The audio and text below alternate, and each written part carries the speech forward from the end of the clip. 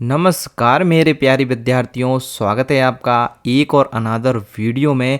आज हम कक्षा 10 का अर्धवार्षिक परीक्षा जो कि हो चुकी है उसको पढ़ने वाले हैं और इसमें पूरी विज्ञान आई हुई है, इसलिए हम इसको इग्नोर नहीं कर सकते। और निश्चित तौर पर यहाँ से जो क्वेश्चन हैं वो आपके वार्षिक पेपर में देखने को मिलेंगे। तो नेक्स्ट 30 मिनट आपको क्या करना है, आसपास की पूरी गतिविधियों से दिमाग हटाकर यहाँ पर लगाना है और हम इस पेपर को सॉल्व करेंगे ताकि प्रत्येक क्वेश्चन आपका क्लियर हो जाए और इनसे संबंधित कोई भी क्वेश्चन यदि आपका आता है तो वो आगे पेपर में गलत नहीं हो। चलिए शुरू करते हैं। पहला क्वेश्चन है यहाँ पर आपका, किस पदार्थ के विलयन का उपयोग सफ़ेदी करने के लिए किया जाता है। तो जैसे कि हमने इससे पहले जो पेपर प्रैक्टिस था उसका एनालिसिस किया था, उसमें आपको मैंने बताया भी था कि जब हम CaO की क्रिया H2O से करते हैं तो आपका CaOH बनता है, यानी बुझा हुआ चूना बनता है और उसका उपयोग हम सफ़ेदी करने के लिए करते हैं। तो इसका सही आंसर हो जाएगा CaOH का होल ट्वाइज। अब हम ये अदर जो हैं उनको भी समझ लेते हैं। CuSO4 का क्या नाम है, तो CuSO4 का नाम है कॉपर सल्फेट। कॉपर सल्फेट इसका नाम है। अच्छा, इसके और भी कुछ नाम है, उन नामों से भी ये आ सकता है। तो इसका एक नाम जो है वो है क्यूप्रिक सल्फेट। क्या है? क्यूप्रिक सल्फेट, आपको याद रखना है। इसके अलावा आप इसे ब्लू विट्रियल भी बोलते हो, ब्लू विट्रियल भी आप इसको बोलते हो।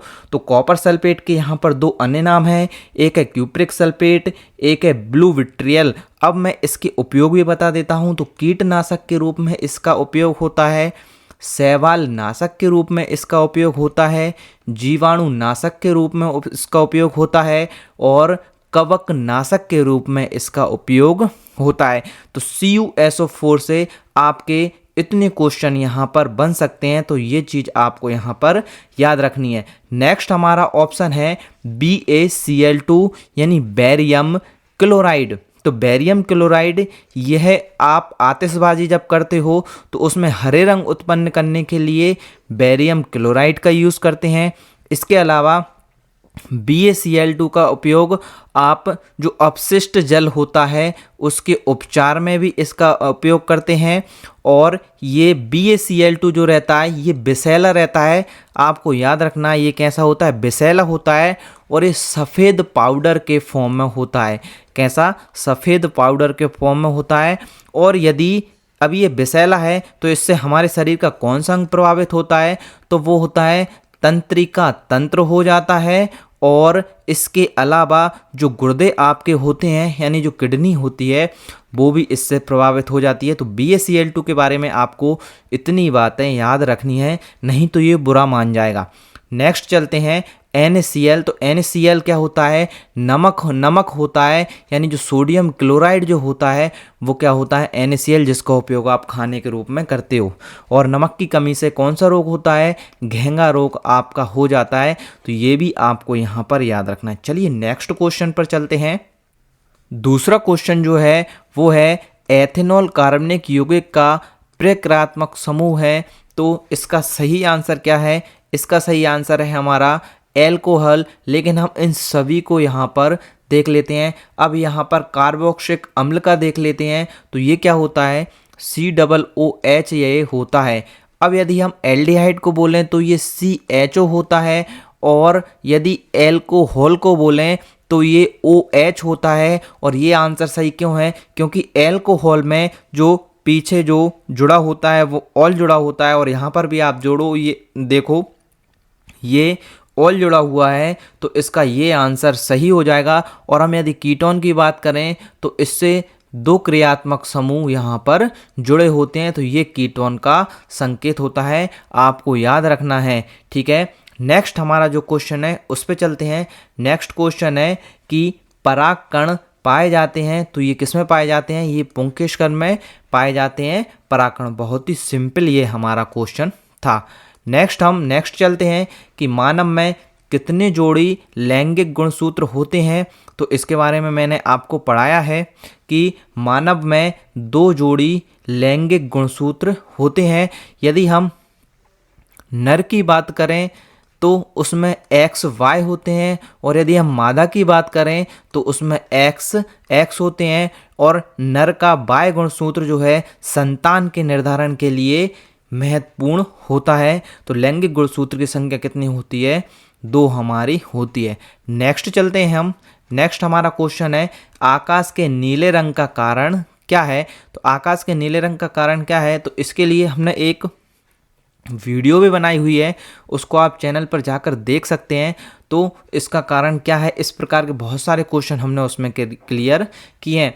तो आकाश के नीले रंग का कारण क्या है? प्रकाश का प्रकीर्णन। प्रकाश का प्रकीर्णन जो है वह आकाश के नीले रंग का कारण है। और इसके अलावा आपने सूर्य जो क्वेश्चन है कि सूर्य के उगने से पहले हमें आसमान लाल दिखाई देता है एवं अस्त होने के बाद भी कुछ समय तक हमारा जो आसमान है वह लाल दिखाई देता है, तो उसका कारण भी क्या है? प्रकाश का प्रकीर्णन है। अच्छा, और ये प्रकाश का अपवर्तन जो है ये क्या है? तो जो तारों का चमकना जो है, हमारे पास तारे जो हैं चमकते हुए दिखाई देते हैं, तो वो किसके?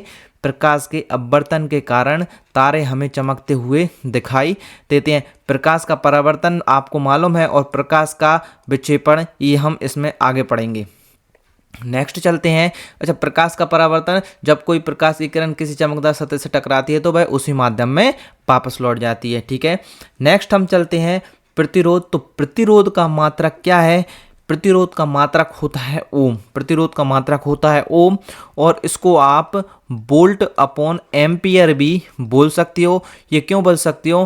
क्योंकि ओम का जो नियम है वो बहुत अच्छे से मैंने पढ़ाया है। यदि वीडियो नहीं देखी है तो देख लेना। भी बराबर क्या होता है? आई आर यहाँ पर होता है। यदि मैं आर का मान निकालूं तो भी अपॉन आई हो जाएगा। वी यानी विभवांतर, इसको हम वोल्ट से दर्शाते हैं, और आई यानी धारा, इसको एम्पियर से दर्शाते हैं। इसलिए वोल्ट अपॉन एम्पियर हम इसको लिख सकते हैं। और ये क्या होता है? ओम नाम के वैज्ञानिक ने लिखा था, तो ये ओम उन्होंने अपने नाम का इस पे प्रतिरोध का मात्रक यहाँ पर दे दिया। तो प्रतिरोध का मात्रक क्या होता है? ओम यहाँ पर होता है। अच्छा, तो ये एम्पियर किसका मात्रक होता है? तो अभी मैंने बताया ये धारा का मात्रक होता है। अच्छा, वोल्ट किसका मात्रक होता है? ये विभवांतर का मात्रक होता है। और जूल किसका मात्रक होता है? ये कार्य का मात्रक होता है। आपको याद रखना है, कार्य का मात्रक क्या होता है? जूल होता है। नेक्स्ट हम चलते हैं, रिक्त स्थानों की पूर्ति कीजिए। तो इनके बारे में हम पढ़ते हैं। पहला है हमारा, एंटासिड का उपयोग किसके उपचार में होता है? तो ये अपच जो होती है, हमारा पेट गड़बड़ हो जाता है, फूल सा जाता है, तो उसके उपचार में एंटासिड का उपयोग हम करते हैं। तो ये आपको याद रखना है। ठीक है, नेक्स्ट हम चलते हैं कि कमरे के ताप पर कौन सी धातु द्रव है? तो कमरे के जो ताप है, कमरे के ताप पर पारा जो है वह द्रव होती है, और जिसका संकेत होता है Hg, और जिसका परमाणु क्रमांक होता है 80। तो इसके बारे में आपको याद रखना है कि कमरे के ताप पर द्रव जो है वह पारा होती है। तो पारा कहाँ पर होता है? जो बीपी चेक करने की जो मशीन होती है, वो उसमें जो सफ़ेद सफ़ेद सिल्वर सा कलर का जो ऊपर नीचे होता रहता है वो क्या होता है? आपका पारा होता है। और यदि बीपी की मैं बात करूं तो वो कितना होना चाहिए? आपका 180, 120 और 80 आपका यहाँ पर होना चाहिए। तो ये चीज़ भी आपको याद रखना है। तो इससे संबंधित आपको इतने आंसर यहाँ पर याद रखना पड़ेंगे, तब आप वहाँ पर बहुत अच्छा प्रदर्शन कर पाएंगे। नेक्स्ट हम चलते हैं, लार में कार्बोहाइड्रेट का विघटन जो होता है वह किसके द्वारा होता है? तो वह एमाइलेज के द्वारा होता है। किसके द्वारा? एमाइलेज के द्वारा होता है। तो एमाइलेज जो है वह इसका सही आंसर हो जाएगा। चौथे की हम बात करते हैं कि खालिस्तान के अणुओं में आनुवांशिक गुणों का संदेश होता है। तो जो गुणसूत्र होते हैं, तो गुणसूत्र में जो होता है वह हमें आनुवांशिक गुणों का जो संदेश है वह यहाँ पर होता है। नेक्स्ट हमारा है कि गोलीय दर्पण की फोकस दूरी वक्रता त्रिज्या की कितनी होती है, तो ये आधी होती है और इसकी वीडियो बहुत अच्छी मैंने डाली है, तो आप उसको ज़रूर देख लेना। आपके गोलीय दर्पण और दर्पण से संबंधित पूरे क्वेश्चन आपके वहाँ पर क्लियर हो जाएंगे। यहाँ पर हम नेक्स्ट चलते हैं कि कौन सी धातु जो है वो केरोसिन के तेल में डुबो कर रखते हैं, तो सोडियम को जो है वो केरोसिन के तेल में डुबो कर रखते हैं। यदि ये वायु के संपर्क में आ जाती है तो ये आग पकड़ लेती है और सोडियम का संकेत होता है Na और परमाणु क्रमांक होता है इसका 11। तो आपको ये इतनी चीज़ें इसके बारे में याद रखना है। नेक्स्ट चलते हैं और नेक्स्ट अब आपको यहाँ पर मज़ा आने वाला है, क्योंकि सत्य असत्य बहुत ही लॉजिकल है और निश्चित तौर पर आपने कुछ ना कुछ तो इनके साथ कांड कर दिया होगा। तो चलिए मैं बताता हूँ कि आपने क्या कर दिया है। देखो यहाँ पर है कि Cu+O2 का यदि आप तापन करोगे तो 2Cu एक संतुलित रासायनिक समीकरण है। तो संतुलित रासायनिक समीकरण के लिए हिट एंड ट्रायल मेथड में बहुत जल्दी डालने वाला हूँ वीडियो, तो उसको आप देखना। तो हिट एंड ट्रायल मेथड क्या कहती है कि आपको अणुओं की संख्या गिनना है। तो यहाँ पर कॉपर के कितने अणु हैं, एक अणु है। यहाँ पर ऑक्सीजन के कितने अणु हैं, कॉपर का यहाँ पर एक अणु है और ऑक्सीजन का इस साइड 2 अणु हैं। और यदि हम इस तरफ देखें, यह एक को हम LHS मान लेते हैं और एक को RHS यहाँ पर मान लेते हैं। और इस साइड देखें हम तो कॉपर के भी 2 अणु हैं और ऑक्सीजन के भी कितने 2 अणु हैं। ये इस 2 का मतलब है कि ये कॉपर को भी 2 बना देगा और ये ऑक्सीजन को भी 2 बना देगा। क्या यह एक संतुलित रासायनिक समीकरण है? तो ये हो जाएगा आपका असत्य। ठीक है, तो पहला आपका जो है वह क्या हो जाएगा, असत्य हो जाएगा, यानी गलत हो जाएगा। नेक्स्ट, लिटमस पत्र एक संश्लेषित सूचक है। अब आपने इसके बारे में पढ़ा ही नहीं होगा, तो चलिए आज हम इसके बारे में पूरी जानकारी ले लेंगे। तो बेटा लिटमस पत्र जो है वह एक संश्लेषित सूचक जो है वह नहीं है। क्यों? क्योंकि ये प्राकृतिक है। अच्छा प्राकृतिक है सर, तो ये हमें बताओ कहाँ पे मिलेगा? तो ये आपको मिल जाएगा लाइकेन पौधे से। तो ये लाइकेन जो पौधा होता है उससे निकाला जाता है लिटमस पत्र। तो यह एक संश्लेषित ना होकर ये कैसा है, ये प्राकृतिक है। कैसा है? प्राकृतिक आपका है। अच्छा, तो ये लिटमस पत्र जो है वह काम कैसे करता है? तो जैसे ही आप लिटमस पत्र का उपयोग करेंगे और यदि उसका कलर बैंगनी आ जाता है तो वो कौन सा हो जाएगा, मुझे बताओ? वो उदासीन हो जाएगा। और यदि उसका कलर लाल आता है तो वो अम्ल हो जाएगा। मतलब लाल लाल जो है वो क्या हो जाएगा, अम्ल हो जाएगा। और इसके अलावा यदि उसका कलर क्षार के लिए कौन सा आना चाहिए, मुझे बताओ जल्दी? बिल्कुल सही सोचा आपने। इसका आंसर क्या हो जाएगा आपका, नीला। तो यदि नीला है तो वह कौन सा होता है, क्षार होता है, क्योंकि ये मैंने आपको पहले भी पढ़ाया हुआ है। चलिए नेक्स्ट हम चलते हैं कि सक्रियता श्रेणी में धातुओं का क्रम विस्थापन जो है वह अभिक्रिया पर आधारित होता है या नहीं होता। तो ये वाला तो हमारा क्या था, गलत था। और ये वाला भी हमारा क्या था, गलत था। और ये वाला जो सक्रियता श्रेणी में धातुओं के क्रम का विस्थापन अभिक्रिया पर आधारित होता है कि नहीं, ये वाला मुझे जल्दी से सोच के बताओ। तो ये क्या है, बिल्कुल सही है। इसका होता है, हमने पढ़ा था सक्रियता श्रेणी जो हमने पढ़ी थी, यानी अभिक्रियाशील श्रेणी पढ़ी थी, उसमें जो था आपका पोटेशियम था, सोडियम था, कैल्शियम था, मैग्नीशियम था, एल्यूमिनियम था, जिंक था, Fe था, Pb था, तो यहाँ पर सबसे अधिक अतिक्रियाशील कौन है? पोटेशियम, फिर उसके बाद सोडियम, फिर उसके बाद कैल्शियम, फिर उसके बाद मैग्नीशियम, फिर उसके बाद एल्शियम, यानी जो सक्रियता का क्रम क्या है? घटता जा रहा है। तो सबसे अधिक अति अभिक्रियाशील कौन होते हैं? पोटेशियम और सोडियम, फिर उसके बाद कैल्शियम, मैग्नीशियम, एल्यूमिनियम। तो इस प्रकार आपको ये याद रखना है कि सक्रियता श्रेणी में धातुओं का जो विस्थापन होता है अभिक्रिया, वह विस्थापन अभिक्रिया पर होता है कि नहीं धातुओं का क्रम? तो बिल्कुल होता है कि यदि कोई सबसे पहले क्रिया करने के लिए आएगा तो वो ये दोनों आ जाएंगे, फिर उसके बाद ये दोनों आएंगे, यदि ये नहीं होंगे तो। ठीक है, चलिए नेक्स्ट चलते हैं हम। नेक्स्ट क्वेश्चन जो है हमारा,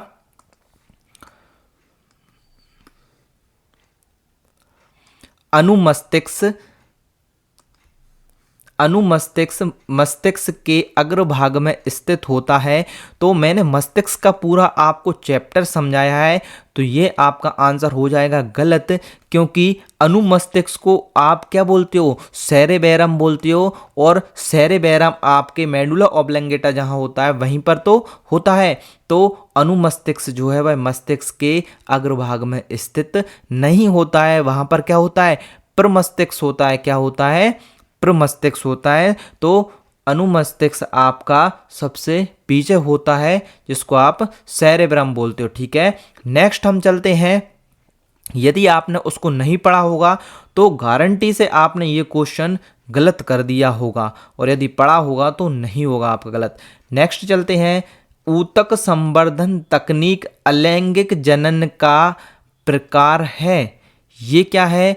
देखो, अभी तक हमने जो पढ़ा है ऊतक संवर्धन क्या होता है इसके बारे में, और ये तकनीक शब्द का इस्तेमाल यहाँ पर क्यों हुआ है उसके बारे में हमको यहाँ पर अब जानना आवश्यक है। अभी तक हमने पढ़ा है ऊतक संवर्धन को, आपने यहाँ पर पढ़ा होगा कि यह एक अलैंगिक प्रजनन है, लेकिन इसका उपयोग कहाँ पर होता है? तो इसका उपयोग जो है वह प्रयोगशाला में होता है। कहाँ पर?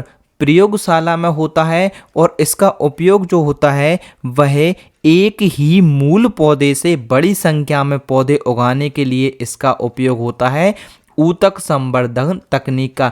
अच्छा, एक अलैंगिक जनन होता है और एक लैंगिक जनन होता है। एक कौन सा? लैंगिक जनन होता है, जो नर और मादा के रूप में होता है।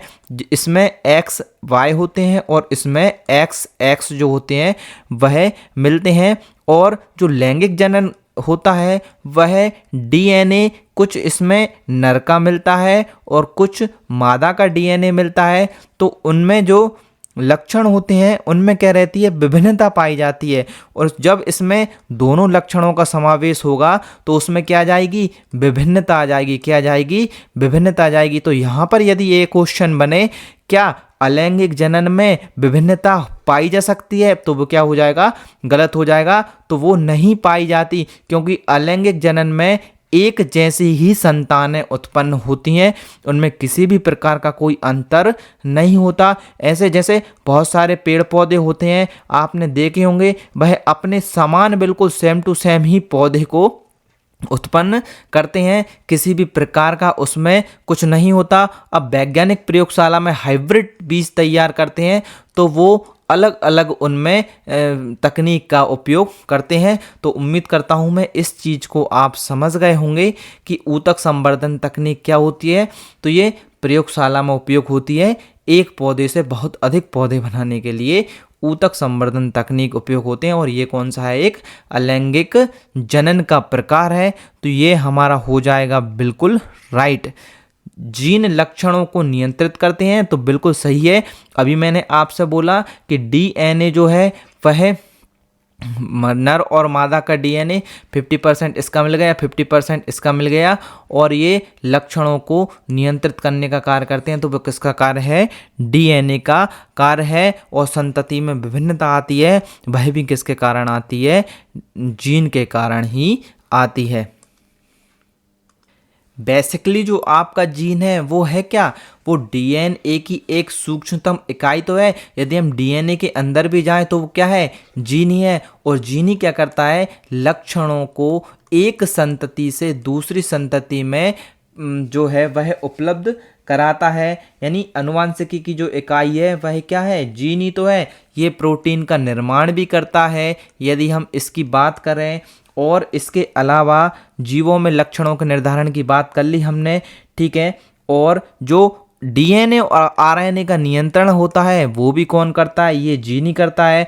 और सूचना का प्रेषण करने का काम भी कौन करता है, जीन ही करता है। तो जीन के बारे में आप पढ़ लेना कि जीन के क्या कार्य हैं। और तो जीन क्या लक्षणों को नियंत्रित करता है, तो बिल्कुल जी हाँ, जीन जो है वह लक्षणों को नियंत्रित करने का कार्य करता है, ठीक है। तो उम्मीद है आप इसको समझ गए होंगे। नेक्स्ट चलते हैं। पहला है हमारा शुद्ध सोना। तो शुद्ध सोना क्या होता है, 24 कैरेट का जो होता है। लेकिन यहाँ पर एक बात आपको याद रखना है कि जो आभूषण वगैरह होते हैं वह शुद्ध सोने के 24 कैरेट के नहीं बन सकते, क्योंकि जो सोना होता है वह बहुत ही नरम होता है। और यदि 24 कैरेट के यदि आप बना दोगे तो आभूषण जो है वह टूट जाएंगे और हाथ लगाने से ही ये टूटने का खतरा बना रहेगा।